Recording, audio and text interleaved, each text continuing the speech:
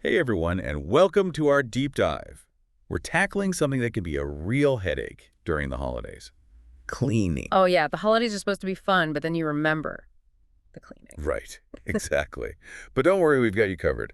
We've been looking at a bunch of sources all about stress-free holiday cleaning, and we're going to share all the best tips to make your life easier. Yeah, because who wants to spend all their time scrubbing and stressing when you could be, enjoying all the holiday fun? Exactly. So let's dive right in. The first thing we noticed is that every single source emphasized the importance of a plan, like actually writing it down. Oh, 100%. Having a plan is key. It's like, when you pack for a trip, if you just throw everything in your suitcase the night before, you're going to end up forgetting something important. Oh, yeah, for sure. Or like bringing like 5 sweaters and no pants. Exactly. But if you make a list and pack a little bit each day, it's way less And stressful. you're not running around like a crazy person at the last minute. Right. So, same thing with cleaning. If you have a plan, you can break it down into manageable chunks and it won't feel so overwhelming. Okay, so how far in advance should we be thinking about this? Well, most of the sources recommend starting about 2 weeks before your big holiday event. 2 weeks. That seems early, but I guess it makes sense. Yeah, it gives you time to tackle those bigger tasks like decluttering and deep cleaning the bathroom. You know things you don't want to be doing the day before guests arrive. Okay, no one wants to be scrubbing the toilet while the turkey's in the oven. Exactly. Then about a week before the holiday, you can focus on those high traffic areas. Yeah, The entryway, the living room, where your guests will actually be spending time. makes sense. So like we don't need to worry about deep cleaning the guest room if no one's actually sleeping there. Exactly. And then finally, like 2 days before the holiday, it's all about the finishing touches, vacuuming, dusting, making sure you have enough hand soap in the bathroom, just little things to make everything feel fresh and clean. So it's like we're leveling up our cleaning game as we get closer to the holiday. I like that analogy. Level 1 is the deep clean, level 2 is the guest ready zone, and level 3 is just making it all sparkle. I love it. Mhm. Okay, so we've got our plan, but Mhm. now we have to face the dreaded task of decluttering. Any tips on how to make that less painful? Okay, so one thing that really helped me is the 4 box method. Have you ever heard of that? I don't think so. Mm. Tell me more. Okay, so basically you grab 4 boxes and label them trash, donate, relocate, and keep. Oh, so it's like we're sorting our stuff into different categories. Exactly. And as you go through each room, you decide which box each item belongs in. If it's trash, you toss it. If you can donate it, great. If it belongs in another room, you relocate it. And if you truly love it and use it, you keep it. That seems pretty straightforward. I feel like I could even get my kids on board with that. Maybe. Yeah, it's a great way to get the whole family involved. And once you've decluttered, you'll be amazed at how much easier it is to actually clean. It's like taking off a heavy backpack before you start a hike. Okay, that makes total sense. But, cleaning doesn't exactly scream holiday cheer. So how do we make it a little more fun? Oh, absolutely. Our sources had some great ideas for this, like putting on some upbeat holiday music Yes. or lighting a festive candle, maybe even making yourself a cozy drink like some hot cocoa or cider. Oh, those are good ideas. I love the idea of having a holiday cleaning party. Yeah, exactly. Like, why not? Make it fun, put on some music, invite some friends over. You can even turn it into a little competition like who can declutter the most stuff or who can clean the bathroom the fastest. Ooh, winner gets a prize. I like it. And engaging your senses like that can actually make cleaning more enjoyable. Think about it. Would you rather clean in a silent, dimly lit room or with some music and a nice scent filling the air? Oh, definitely the second option. It's like the difference between a boring school assembly and a fun party. Exactly. And speaking of parties, let's talk about getting those guest ready zones in tip top shape. We want to impress our guests without spending hours cleaning every single room. Right. So which areas should we prioritize? Well, according to our sources, the key is to focus on the entryway, the bathroom, and the living room. These are the spaces your guests will interact with the most. So for the entryway, a quick sweep and a festive doormat will make a great first impression. It's like rolling out the red carpet, but for your front door. Huh. I like that analogy. In the bathroom, make sure you have fresh towels, plenty of toilet paper, and a clean mirror so everyone can check their holiday outfits. And maybe a little festive soap, too, just to add that extra touch of holiday cheer. Absolutely. Those little details can make a big difference. And finally, in the living room, fluff those pillows, straighten up any clutter, and maybe add a cozy throw blanket or two. I'm starting to realize that prepping for guests Doesn't have to be a huge ordeal. It's about focusing on those key areas and creating a welcoming atmosphere. Exactly. It's like setting the stage for a great performance. You don't need to renovate the entire theater, just make sure the stage is lit and the audience is comfortable. Now, before we move on to part two, I have to share a funny story about the time I was cleaning my grandma's attic and found a whole bunch of my mom's old yearbooks from high school. It was so funny to see her pictures and read all the silly notes her friends wrote.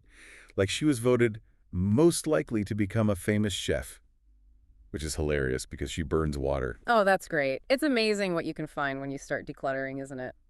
Okay, so we've talked about the entryway, the bathrooms, the living room, but what about the heart of the holiday home? The kitchen. Oh yeah, the kitchen. That's where all the magic happens and all the messes. Exactly. So let's talk about how to make sure our kitchens are sparkling clean and ready for all that holiday cooking and baking. Okay, so first things first. What are the biggest kitchen cleaning mistakes people make? Hmm.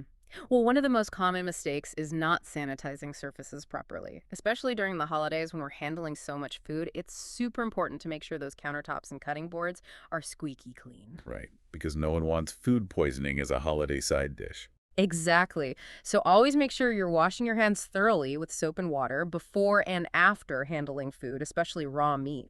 And then sanitize those surfaces with a good disinfectant. Okay, so what kind of disinfectant do you recommend? Well, bleach is definitely effective, Yeah. but it can be harsh, and some people are sensitive to the smell. Yeah, bleach is strong stuff. It is. So a lot of our sources recommended some gentler options like white vinegar and hydrogen peroxide. Oh yeah.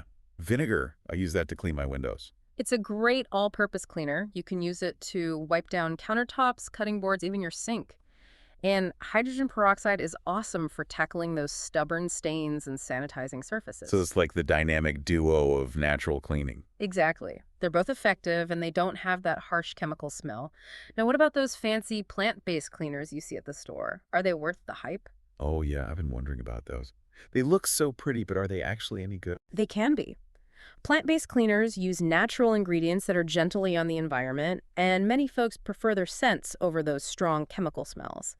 However, always check the label to make sure they actually have disinfecting properties. Oh, that's a good point. Not all natural cleaners are created equal. Exactly. You want to make sure it actually kills germs, not just makes your kitchen smell like lavender. Okay, so we've talked about sanitizing, but what about all the other kitchen cleaning tasks? Like the oven, the fridge, the dishes? Oh, yeah, those can be a real pain. But our sources had some great tips for those too. Lay it on me. I need all the help I can get. Okay, so for the oven, most sources recommended using a self-cleaning cycle if your oven has one. Oh yeah, that's a lifesaver.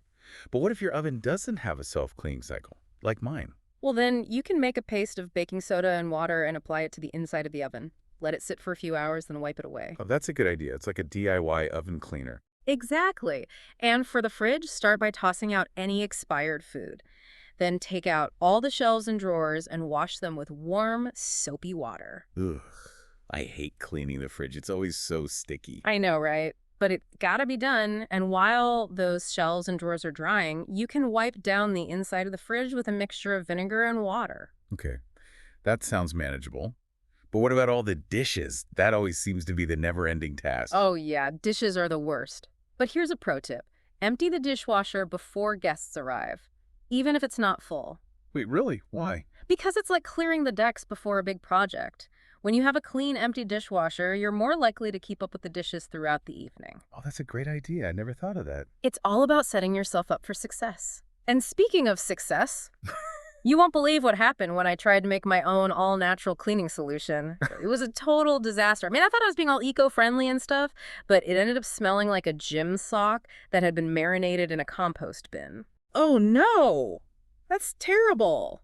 Well, at least you tried, right? Yeah, I guess so. It's the thought that counts, right? Exactly. But hey, speaking of eco-friendly cleaning, our sources had a lot to say about making sustainable choices this holiday season. Oh, for sure. It's so important to be mindful of our impact on the planet, even when we're busy with holiday prep. Right. So what are some easy swaps we can make to be a little greener. Well, one of the easiest things is to ditch the paper towels and switch to microfiber cloths. Oh, yeah, those are great. I use those for everything. They're like little cleaning superheroes. They're super absorbent.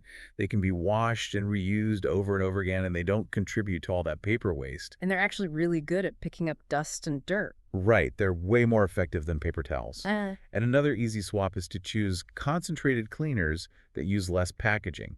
You know those little pods you drop in water? oh, yeah, I've seen those. Yeah, those are great because they reduce the amount of plastic waste. Yeah. And they're often more cost effective too because you're not paying for all that extra water. That's a good point. So it's good for the planet and good for our wallets. Exactly. And speaking of wallets, did you know that a lot of those DIY cleaning recipes you see online actually work really well? Oh yeah, like the baking soda and vinegar stuff. Yeah, those are classics for a reason. They're effective, they're affordable, and they're non-toxic, so you don't have to worry about harsh chemicals. Plus they make your house smell like a pickle factory. Just kidding. Yeah.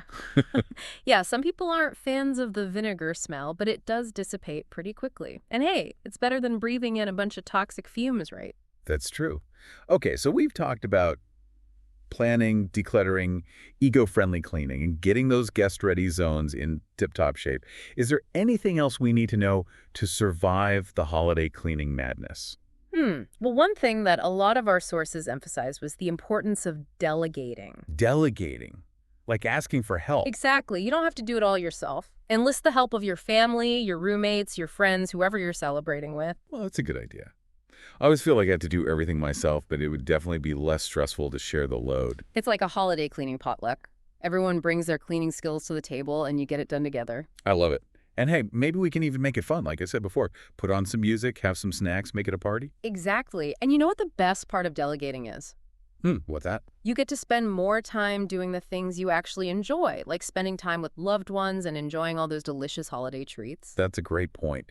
So basically, the key to stress-free holiday cleaning is to plan ahead, declutter, strategically make sustainable choices, delegate tasks, and most importantly, remember to have fun. You got it. It's all about finding that balance between getting things done and enjoying the holiday season. And remember, it doesn't have to be perfect.